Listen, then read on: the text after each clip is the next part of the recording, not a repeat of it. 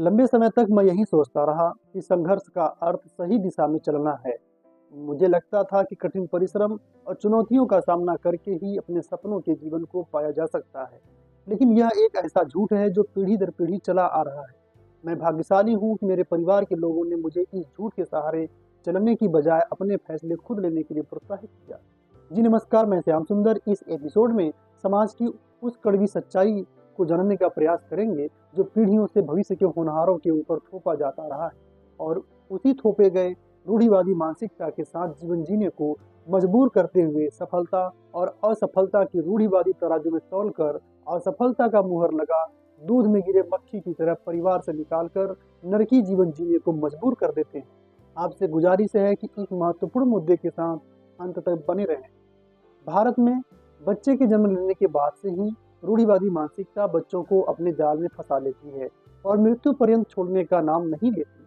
जन्म के समय ही ये तय कर लिया जाता है कि बच्चा बड़ा होगा और खूब पढ़ेगा, यहाँ तक कि डॉक्टर, इंजीनियर, मास्टर, वकील या वगैरह वगैरह बनेगा सोच लिया जाता है और यहीं से ये रूढ़िवादी मानसिकता उसके ऊपर हावी होना शुरू हो जाता है, मानो बच्चा का जन्म शिक्षा के लिए ही हुआ हो।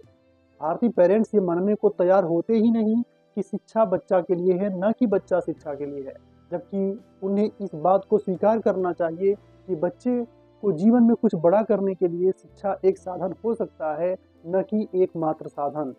लेकिन ऐसा होने की बजाय लगभग 99% पेरेंट्स द्वारा उसी घिसी पिटी रूढ़िवादी मानसिकता के अनुसार केवल पढ़ने पर ही जोर दिया जाता है, जबकि बच्चे के बड़े होने के साथ साथ उसकी रुचि का पता लगने लग जाता है और स्कूलिंग पूरा होते होते तो साफ साफ दिखने लगता है कि किस क्षेत्र में वह अच्छा कर सकता है। इस बात का उसको भी अंदाजा होने लगता है, लेकिन वहाँ भी उसकी रुचि के अनुसार विषय का चयन करने की बजाय उसी सड़ी हुई रूढ़िवादी मानसिकता के अनुसार ग्रेड स्ट्रीम, जिसको अधिकतर लोग साइंस स्ट्रीम के नाम से जानते हैं, चुनने का दबाव बनाया जाता है।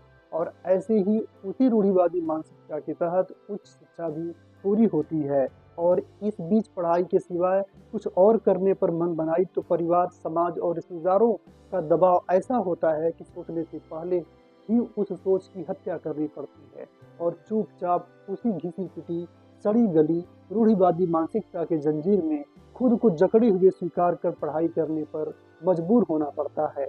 उसके बाद यदि आप पूर्वोत्तर भारत यानी उत्तर प्रदेश, बिहार, झारखंड से बिलोंग करते हो तो यहाँ पर उसी रूढ़िवादी मानसिकता की बेड़ियां पहनाई जाती है, जिसमें इस कदर जकड़ दिया जाता है कि सरकारी नौकरी ही एकमात्र जीवन का रहस्य बन जाता है। सरकारी नौकरी चपरासी की हो या सफाई कर्मी की, फर्क नहीं पड़ता। सफलता का मुहर समाज, परिवार और रिश्तेदारों द्वारा ऐसा लगाया जाता है जिसे दूर से ही देखकर महसूस होता है मानो हीरे की चमक भी फीकी पड़ जाए और वही बेड़िया जेवरात के रूप में उसके आगे पीछे घूमने लगती है।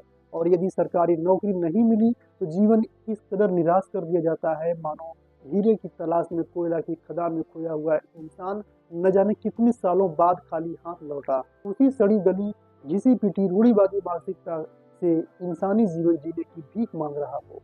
भीख मिले या न मिले इस बात की तो गारंटी नहीं होती, लेकिन जीवन पर्यंत रूढ़िवादी मानसिकता की बेड़ियां आपके साथ होगी इस बात की गारंटी जरूर होती है।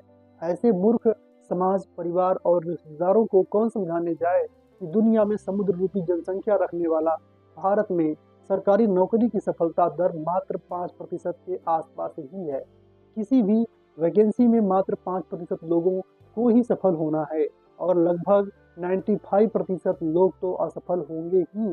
इस मैथमेटिक्स को कौन बदल सकता है? तमाम मोटिवेशनल स्पीकर और बेतुका बयान देने वाले लोग सफलता की झूठी झूठी परिभाषा अपने हिसाब से गढ़ते आए हैं कि आपका हार्ड वर्क और आपका कमिटमेंट ही आपको सफलता दिला सकती है।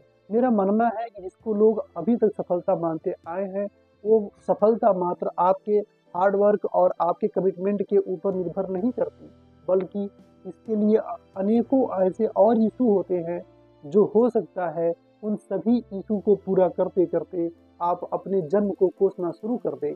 और ऐसी सफलता प्राप्त करने के लिए जन्म को कोसना कहाँ तक जायज है?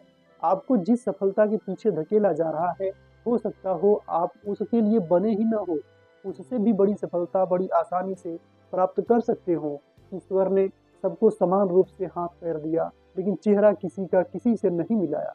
विविधता तो हम गिफ्ट के रूप में लेकर पैदा हुए, फिर आज क्यों हमें किसी और के समान बनाना चाहता है ये रूढ़िवादी मानसिकता। अंत में मैं कहना चाहूँगा कि परिचित रास्ते हमें जानी पहचानी मंजिलों तक ही ले जा सकते हैं। भीड़ से अलग पहचान चाहिए तो भेड़ चाल छोड़नी पड़ती है। स्वयं को पूर्ण रूप से समझना और समझाना आसान नहीं होता। खुद से खुद की यात्रा के कई पड़ाव हैं जिन्हें हमें पार करना ही पड़ता है। कमेंट सेक्शन आपके लिए ओपन है, आप अपनी राय जरूर दें। और हाँ, चैनल पर यदि नए हो तो सब्सक्राइब भी कर लीजिए। बहुत बहुत धन्यवाद।